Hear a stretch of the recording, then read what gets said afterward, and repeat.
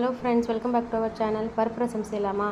தேவையான அளவு பருப்பு எடுத்து வாஷ் பண்ணி மஞ்சத்தூள் பெருங்காயத்தூள் போட்டு வேக வச்சுக்கோங்க. சின்ன லெமன் சைஸ் புளி எடுத்து ஊற வச்சுருக்கேன். இப்போ ரசத்துக்கு தேவையான மசாலா அரைச்சிக்கலாம்.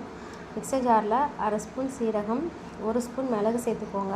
மிளகோட ஃப்ளேவர் இதில் ரொம்பவே நல்லாயிருக்கும். அதனால் மிளகு கொஞ்சம் அதிகமாகவே சேர்த்துக்கோங்க. அது கூடவே 10 பல் பூண்டு சேர்த்துக்கோங்க. கொஞ்சமாக 1/4 ஸ்பூன் தனியாக சேர்த்துக்கோங்க. இந்த தனியாக ரசத்தில் நல்லா ஒரு ஃப்ளேவர் கொடுக்கும், நல்லா டேஸ்ட்டாகவும் இருக்கும். அது கூடவே 3 காஞ்ச மிளகா, 2 பச்சை மிளகாய், 10 பல் பூண்டு, பழமான 3 தக்காளி சேர்த்துருக்கேன். இதில் தக்காளியோட புளிப்பு சுவை தான் ரசத்துக்கு ரொம்ப நல்லாயிருக்கும். 1/4 ஸ்பூன் மஞ்சத்தூள் சேர்த்து இந்த மாதிரி கொரப்பாக அரைச்சிக்கோங்க. இப்போ பருப்பு நல்லா வெந்துச்சு. அதை ஒரு மத்து வச்சு நல்லா ஸ்மாஷ் பண்ணிக்கலாம். இப்போ பருப்பு நல்லா மசிஞ்சிடுச்சு. ரசத்தை தாளிச்சிக்கலாம். ஒரு கடாய் வச்சு கடாயில் 1 ஸ்பூன் ஆயில் சேர்த்துக்கோங்க. ஆயில் சூடானதும் கடுகு, கொஞ்சமாக வெந்தயம் சேர்த்துக்கோங்க. வெந்தயோட ஃப்ளேவர் ரொம்ப நல்லாயிருக்கும் இதில். இப்போ நம்ம அரைச்சி வச்சுருக்க அந்த விழுதை சேர்த்துக்கலாம். சேர்த்து நல்லா பச்சை வாசனை போகிற வரைக்கும் நல்லா வதக்கி கொடுங்க. பாருங்கள், இப்போ நல்லா வதங்கிடுச்சு. அது கூடவே நான் கொஞ்சம் தேவையான அளவு பெருங்காயத்தூள் சேர்த்துக்க போகிறேன். பெருங்காயத்தூள் 1/4 ஸ்பூன் மஞ்சத்தூள் சேர்த்துக்கோங்க. சேர்த்துட்டு தேவைப்பட்டால் சேர்த்துக்கோங்க.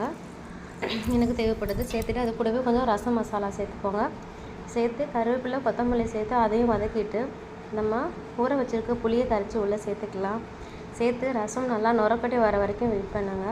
இப்போ பாருங்கள், ரசம் நல்லா நுரக்கட்டி வந்திருக்கு. இப்போ நம்ம அது கூடவே மசிச்சு வச்சுருக்க பருப்பு தண்ணியை ஊற்றி தேவையான அளவு தண்ணியும் ஊற்றி ரசம் நல்லா கொதிக்கட்டும். கொதிக்கும்போது கருவேப்பிலை, கொத்தமல்லி தூவி இறக்கிட்டிங்கன்னா டேஸ்டியான பருப்பு ரசம் ரெடி. வீட்டில் நீங்கள் செஞ்சு பார்த்துட்டு எப்படி இருக்குன்னு சொல்லுங்கள். என்னோடய வீடியோஸ்லாம் பிடிச்சிருந்தா லைக் பண்ணுங்கள், ஷேர் பண்ணுங்கள். Thank you friends. இப்போ பாருங்கள், ரசம் நல்லா நுரைச்சி வந்திருக்கு. இப்போ கருவேப்பிலை, கொத்தமல்லி போடுறேன். சுவையான பருப்பு ரசம் ரெடி ஆயிடுச்சு. Thank you friends.